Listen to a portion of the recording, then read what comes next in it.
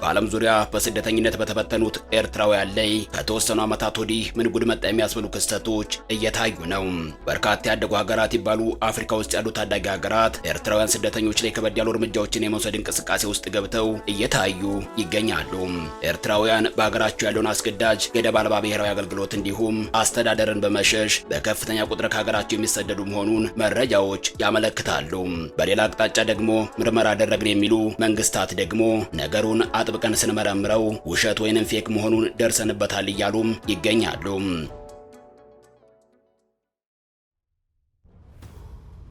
ከዚሁ ጋር በተያያዘም በቀደመው ውሳኔ መሰረትም በርካታ ሀገራት ለኤርትራውያን ጥገኝነት ጠያቂዎች በራሳቸው ከፍተው ከመበቀል ባለፈም ዜግነትን ሳይቀር የሰጡም ነበሩ። ከተወሰኑ ጊዜያት ወዲህ ግን ነገሮች ሌላ መልክ እየያዙ ይገኛሉ። እስራኤል፣ ጀርመን፣ ካናዳ፣ ኖርዌይ፣ ኡጋንዳ፣ ኬንያ እንዲሁም አሁን ደግሞ አፍሪካ በኤርትራውያን ስደተኞች ላይ ተነስተዋል። ፊታቸውንም ማዞር ጀምረዋል። በተለይ ፕሬዚዳንት ትራምፕ ጥብቅ ምርመራ ይደረግልኝ በማለት ትዕዛዝ የሰጡበት ሁኔታ ታይቷል።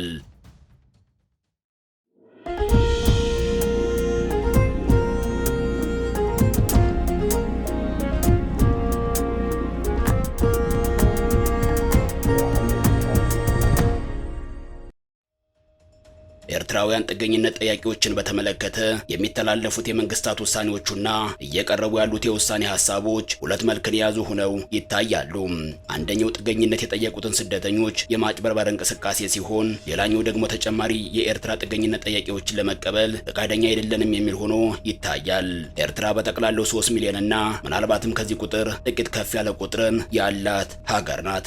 ሆኖም የሀገሪቱ ወጣት ከኤርትራ ነቅሎ በመውጣቱ በአሁኑ ሰዓት ኤርትራ በዓለም አቀፍ ደረጃ ያላት የጥገኝነት ጠያቂ ቁጥር በዓለም አቀፍ ደረጃ ከፍተኛ ቁጥር ካላቸው ሀገራት ጋር የሚበልጥ ወይም የሚስተካከል ሆኖ ይታያል።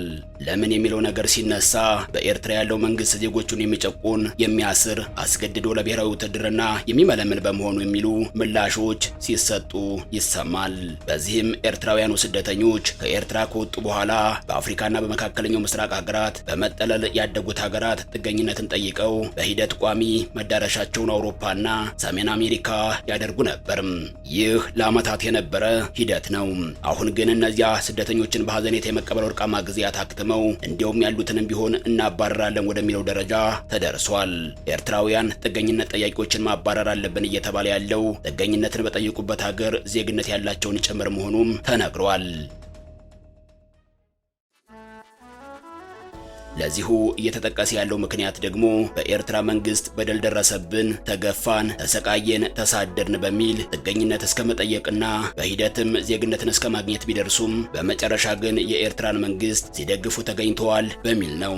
ይህንን ምክንያት በዋነኝነት በማንሳትም ኖርዌይና ኤርትራ የኤርትራ መንግስት ደጋፊዎችን እናባረራለን ሲሉ ያስታወቁበት ሁኔታ ታይቷል። እስራኤል ውሳኔ ከማሳለፍ ጀምሮ ወደ ተግባራዊ እርምጃም እስከ መግባት ድረስ የደረሰች ሲሆን የኖርዌይን ውሳኔ ለየት የሚያደርገው የኖርዌይ ዜግነት ያላቸውን ኤርትራውያንን ሳይቀር ዜግነታቸውን ነጥቄ የማባረር መሆኑ ይታወቅልኝ ማለቷ ነው። የአንዳንድ ሀገራት ዜግነትን የመስጠት ጉዳይ ፍጹም አይደለም። በሁኔታዎች ላይ ተመስርቶ ሊነጠቅም የሚችል እንደሆነ ሕጋቸው ይደነግጋል። አንዷም ዜግነትን ከሰጠች በኋላ መልሳ ልትነጥቅ የምትችለው ሀገር አውሮፓዊቷ ኖርዌይ ናትም። በዚህ መሰረት በኖርዌይ ሕግ መሰረት በሀገሪቱ ጥገኝነትን የጠየቁ ሰዎች የሚሰጣቸው የመኖሪያ ፍቃድ ወይም ዜግነት ሊነጠቅ ይችላል። የመኖሪያ ፍቃድ ወይም ዜግነት የሚሰጣቸው ስደተኞች አንዳች ስህተት ከተገኘባቸው ውሳኔው ሊቀለበስ እንደሚችል ሕጉ ይደነግጋል። የኖርዌይ መንግስት የበርካታ ኤርትራውያንን ዜግነት ለመንጠቅ የተነሳውና በተግባርም ያደረገው እንዲሁ ከመሬት ተነስቶ አይደለም።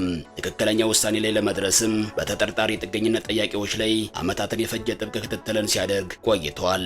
ይህንን ጉዳይ ብቻ አጥብቆ የሚከታተል የምርመራ ተቋምም ተቋቁሞ በጥገኝነት ጠያቂዎቹ ኤርትራውያን እንዲሁም ዜግነትን ሳይቀር በሚወስዱት ላይ ሚስጥራዊ ክትትልን ሲያደርግ ቆይቷል። በዚሁ መሰረትም በመጨረሻም የኖርዌይ ስደተኞች አገልግሎት ተቋም በሰጠው ማብራሪያም ለ2 ዓመታት ምርመራ ካደረገ በኋላ የኤርትራን መንግስት የሚደግፉ ኖርዌያውያን ኤርትራውያንን ዜግነት ለመንጠቅ ወስኛለሁ ሲል አስታውቋል። ይህ ውሳኔ ይፋ የሆነው ከሰሞኑ ነው። የኖርዌይ ዜግነት የተሰጣቸው ኤርትራውያኑ ለኤርትራ መንግስት ድጋፍ ይሰጣሉ ያለው 5 አባላት ያሉት መርማሪ ኮሚቴ ነው። 135 ኤርትራውያን ላይ ምርመራ ያደረገ ሲሆን ማህበራዊ ሚዲያ ላይ የሚደግፉትን እንዲሁም ሌሎች ሰዎች ስለነሱ የሚናገሩትን ተከትለዋል። ምርመራ የተደረገባቸው 135 ሰዎች የኖርዌይ ዜግነት የተሰጣቸው ሲሆኑ ላለፉት 8 ዓመታትም በሀገሪቱ የኖሩ መሆኑን የዘገባው ምንጭ የሆነው ቢቢሲ አመላክቷል። የኖርዌይ የስደተኞች አገልግሎት ተቋም እስካሁን ድረስ 20 ሰዎች መኖሪያ ፈቃዳቸውን ሲነጠቁ የሌሎች 30 ሰዎች ጉዳይ ደግሞ እየተመረመረ መሆኑንም ይኸው የቢቢሲ ዘገባ አክሎ አመላክቷል። የኖርዌይ መንግስት የዜግነት ነጠቀው ሂደት ገና አልተጠናቀቀም። ቀጣይ የክትትሎች ምርመራ ውጤቶችም በቅርቡ ይፋ ይደረጋሉ ተብሏል። በዚሁ መሰረትም በአጠቃላይ ምን ያክል ሰዎች ዜግነታቸው ሊነጠቁ እንደሚችሉ በግልጽ የታወቀ ነገር የለም።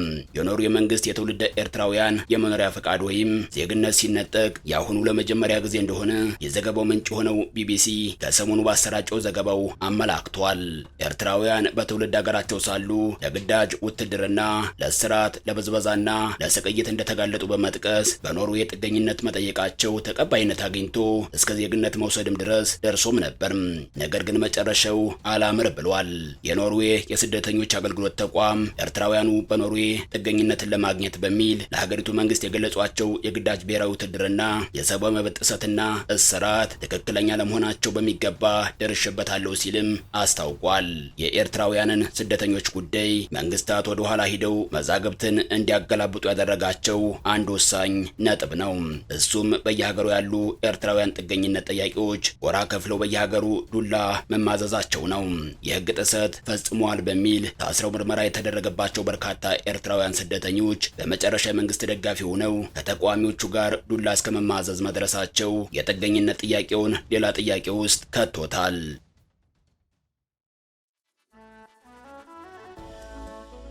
ይኸው ጉዳይ የእስራኤል መንግስትን ሳይቀር ጥብቅ ምርመራ እንዲያደርግ ፍንጭን ሰጥቶታል። በዚሁ መሰረትም የኖርዌይ መንግስት ምርመራ የከፈተው በኤርትራ መንግስታት ደጋፊዎችና ተቃዋሚዎች መካከል ከ2 ዓመታት በፊት በተነሳው የግጭት ምክንያት መሆኑን ቢቢሲ በዘገባው አመላክቷል።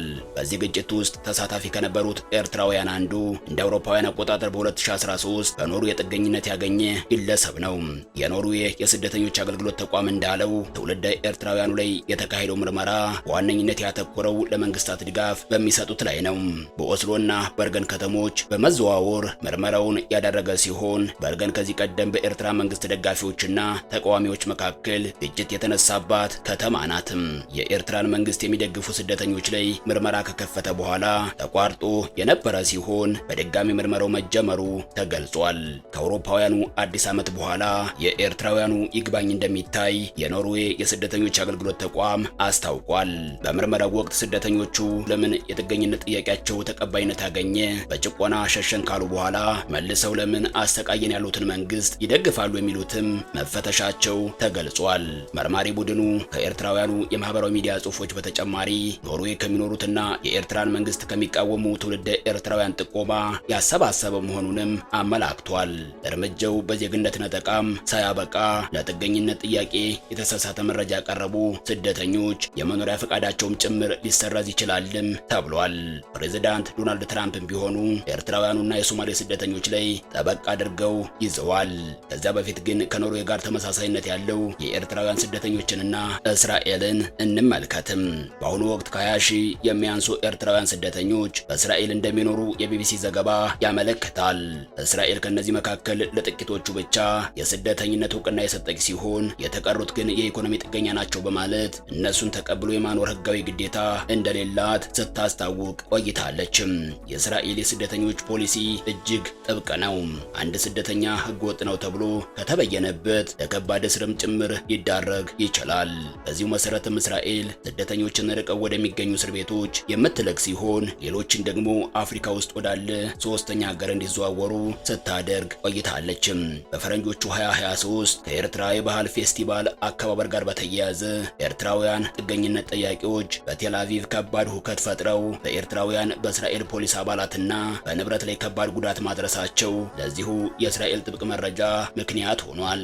በዚሁ መሰረትም የኔታንያሁ መንግስትም ልክ እንደ ኖሩ የሁሉ የኤርትራ መንግስት ደጋፊ ሆነው በእስራኤል የሚኖሩ ኤርትራውያን የትኞቹ ናቸው በማለት የራሱን ምስጢራዊ ክትትልን ሲያደርግ ቆይተዋል። በዚሁ ክትትል መሰረትም ወደ እስራኤል በህገ ወጥ መልኩ የገባና የኤርትራ መንግስትን በመደገፍ ይታወቃል የተባለ ኤርትራዊ ባለፈው ወር ወደ ሀገሩ መባረሩን የእስራኤል መገናኛ ብዙሃን መዘገባቸው ይታወሳል። እስራኤል የኤርትራ ዜግነት ያለውና የመንግስት ደጋፊ የሆነን ግለሰብ ከሀገሯ ስታባረር ለመጀመሪያ ጊዜ ነው። የአንድ ልጅ አባት የሆነው ኤርትራዊ ወደ እስራኤል የገባው በአውሮፓውያኑ 2011 ሲሆን ላለፉት 14 ዓመታት ኑሮውን በዚያው አድርጎ እንደቆየ የቢቢሲ ዘገባ ያመለክታል።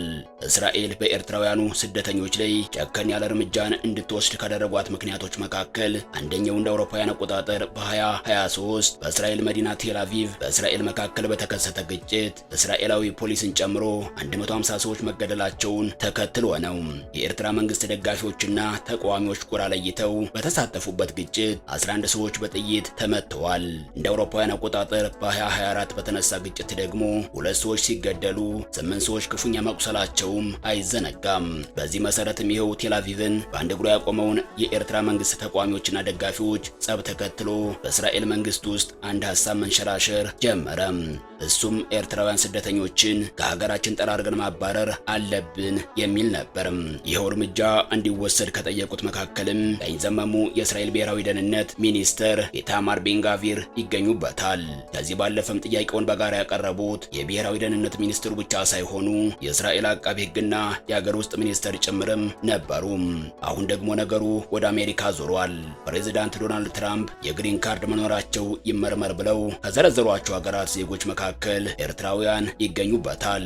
በዚሁ መሰረትም የትራምፕ አስተዳደር ኤርትራን ጨምሮ ከ19 ሀገራት ወደ አሜሪካ የገቡ የሁሉም ዜጎች የመኖሪያና የሥራ ፍቃድ ላይ እንደገና ምርመራ ሊደረግ መሆኑን አስታውቋል። ከዚህ ጋር በተያያዘም የአሜሪካ የዜግነትና የኢሚግሬሽን አገልግሎት ኃላፊ ጆሴፍ የድሎ በሰጡት ማብራሪያ ፕሬዚዳንት ትራምፕ አሳሳቢ ከሆኑ ሀገራት የመጡ ስደተኞች በሙሉ የእያንዳንዳቸው የመኖሪያና የሥራ ፍቃድ በጥብቅ እንደገና እንዲመረመር መመሪያ የሰጡ መሆኑን እንዳመለከቱ ቢቢሲ በዘገባው አስታውቋል። ከኤርትራ በተጨማሪ የሶማሊያ፣ የሱዳን፣ የሊቢያና የዲሞክራቲክ ኮንጎን፣ የአፍጋኒስታንን፣ የየመንን፣ የኩባ፣ የሄይቲ፣ የኢራንና የቬንዙዌላ ዜጎች ተካተውበታል። አሁን ባለው አካሄድ መሰረት በርካታ ኤርትራውያን ስደተኞችና ጥገኛ ጠያቂዎች አንድም ወደ ኤርትራ ካልሆነም ደግሞ ወደ ሶስተኛ ሀገራት መባረራቸው አይቀሬ መሆናቸውን የሚያመለክቱ መረጃዎች እየወጡ ይገኛሉ።